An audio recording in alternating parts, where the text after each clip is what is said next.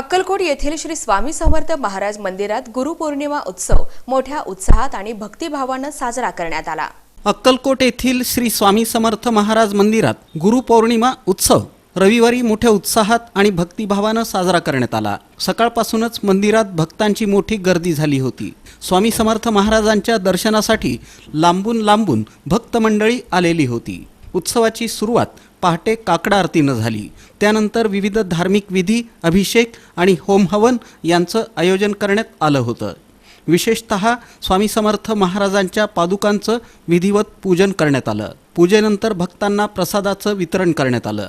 सर्व भक्तांनी स्वामी समर्थ महाराजांच्या चरणी आपला लीनभाव अर्पण केला। उत्सवाच्या यशस्वी आयोजनासाठी मंदिर प्रशासन, स्वयंसेवक आणि भक्तांनी अथक परिश्रम घेतले। सर्व भक्तांनी मंदिराच्या शिस्तबद्ध आणि उत्साही वातावरणाचं कौतुक केलं।